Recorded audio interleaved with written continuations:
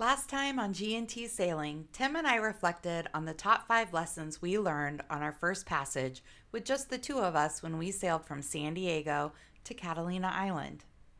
In this week's episode, you'll see us relocate Felicita from her cozy slip in the marina onto a mooring ball near Shelter Island. But before we can unplug from shore power for good, we have to fix all the things that we discovered on our trip, including a broken weld on one of our bow pulpit stanchions. And as you may have seen in part 2 of our Catalina Island trip, we discovered our solar panels aren't charging anything. So after lots of research, we've opted to redo our entire electrical system. Here's just a taste of that project.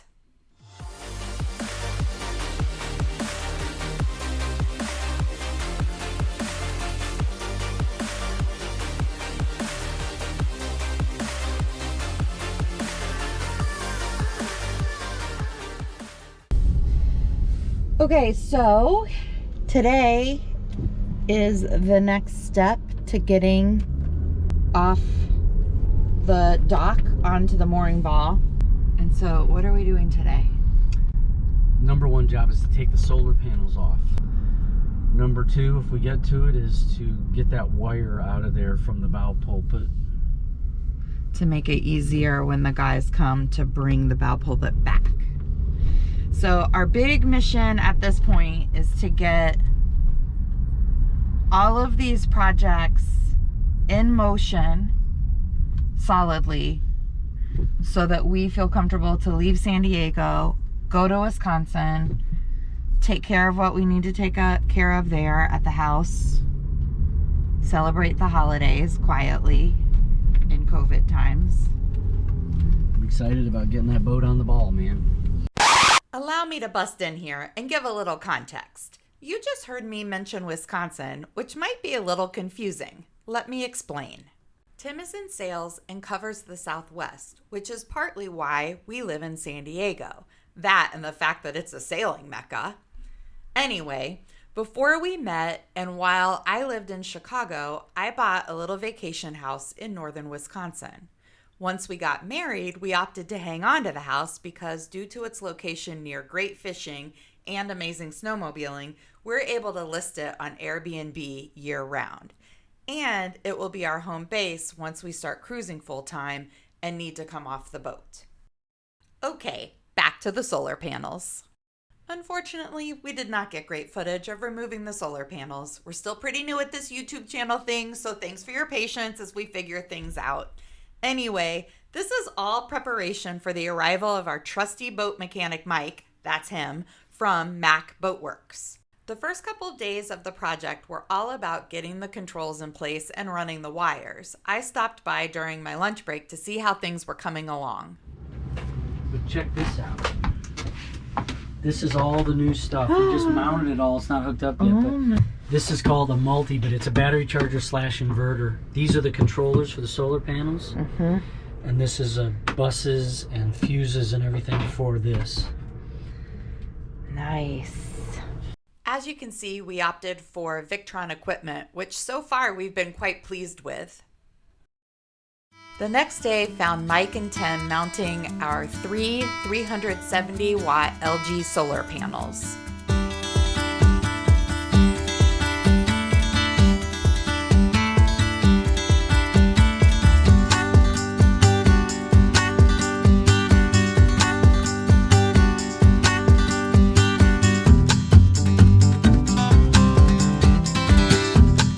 Was all about getting the old AGM batteries out, mounting our new Battleborn LifePo deep cycle lithium batteries, and then getting it all connected. We now have a total of 400 amp hours, which means we can charge a lot of devices. And now for a little detail about how the system works. Behind here is the fuse for the inverter. Okay. And then that comes down here as well. There's a 12 volt break. Okay. And then that power wire comes all the way down, as you saw, right here. And that goes to the bottom of the switch, the main power. So even if you shut off the inverter, say there's a problem with the inverter, you don't shut off the solar. Okay. So right now, no more power to the inverter. You can service the inverter, or you shut off all the shore power so you can work on your house, your 110, and guarantee that this doesn't invert. Worst case, turn it to off. Okay. But just to guarantee you don't have power, Right. and you're working on something, you don't want to get shocked. Right. You shut the power off, but you see the solar is still charging because it's on the lower side. That comes back on. That's just your safety. Okay. Behind there's all your breakers. All the panels have a breaker. The solar panels. Solar incoming? panels. Incoming. Okay. Just so incoming. it breaks before it gets to here. Yes. So okay. you can, if you need to work on this, you can shut off the one individually, yeah, and take the wires off. Got Knowing, but remember, there's power They're here. combined down there, yeah. The power still goes to this side. Okay. And that's where everything here comes. The combiner's under here, as we talked about, and that just senses and automatically combines. Yeah, there's no mechanical switch or anything. It just... It's an automatic. It takes care of the business. Okay. And as I said, the main brain is up there. Okay. And that brain just does what it has to do. Beautiful. Super easy, simple. Okay. So would you leave this and off this start I shut until it off. you start the motor? I shut it off as a safety so no one can come here and just steal your boat. Exactly. You don't need to. But that literally cuts the power from that battery to the starter. Yes. Also worth noting is the fact that Mike and Tim cleaned up some of the wiring in our nav station panel and installed the Victron battery monitor and the Victron Energy GX Touch 50, which is super cool because that does three things. First, we can see how much charge is coming in from the generator, the inverter, and or the solar panels. Second, we can monitor how many amps we're using based on whatever devices, appliances, and lights that we happen to have turned on. And finally, we can see the state of charge for our house bank of batteries and our starter battery. We also prioritized getting the broken weld on the bow pulpit fixed because it required us to remove the entire pulpit from the boat, take it into the welder, and then remount it. So that whole program and process was much easier to complete while the boat was still in the slip at the marina. Once those projects were done, Felicita was ready to move. Okay, today is a very significant day. Yeah, we're having a Felicita moment today. We're moving the boat from Marina Cortez to its new permanent home. On mooring ball S42. Just off of Shelter Island. And this is a big deal. We are going to really get to know Felicita in a different way, not being connected to shore power. Tim and I had quite a debate about moving the boat to a mooring ball. He wanted to save the money while we were still paying off the boat. I was against it because I feared the rigmarole of getting to and from the boat via dinghy would keep us from sailing. And I was concerned about the logistics once the refit started. Turns out it was a moot point because there was a 2-year waiting list. Fast forward to December 2020 and we got the call. A mooring ball was available. But things had shifted in our world since the last debate. We accelerated our timeline, which meant that the pressure to fill up the cruising kitty was on, big time. Suddenly, the $650 a month savings was looking pretty good. So now for the process of moving the boat. Step 1 was mounting roof racks to hold the stand-up paddle boards, which would serve as our dinghy. Step 2 was get the car in the right place. We had to park by the mooring field on Shelter Island and then get a lift back to the marina, which was over on Harbor Island. All right, here we go. Okay. And now for the good part, slipping our lines and heading for cheaper pastures.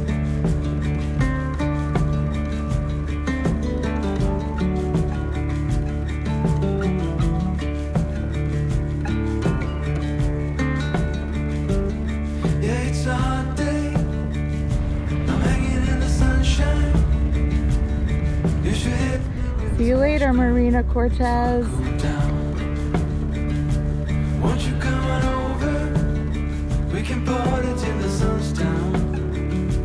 Baby, let me buy you a drink while we're dancing and think I can go for some queen too.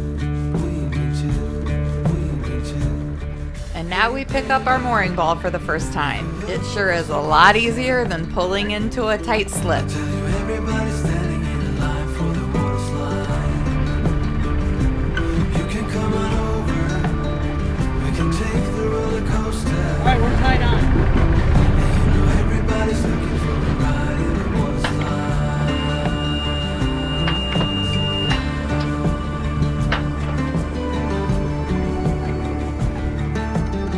Home sweet home. Now we have to tuck her in for the night.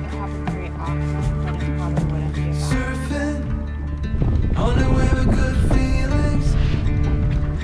Well, it's just another Friday. But we have to secure the dinghy because otherwise it's going to swing because it's a little rocky. You know this party won't stop.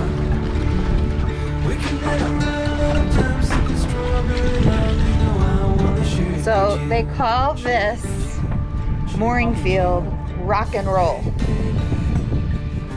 But it's just an easy slip of the mooring and then out to sea. You can come on over. We can take the road. We're using our stand-up paddle boards as our dinghy, and you might be thinking, didn't I just see Tim tying down a dinghy? Yes, you did. But you see, that dinghy is too nice to get dragged around on the beach where sailors store their dinghies. So for now, it's paddle boards for us, and we work hard not to fall into the winter waters. It's getting kind of crazy up in here. Got the DJ playing music. Everybody wants to hear, yeah. All right, so that's the story of how Felicita found her way to rock and roll mooring field off of Shelter Island here in San Diego. Hope you liked that episode. We hope to see you next time. Please like and subscribe. Thanks.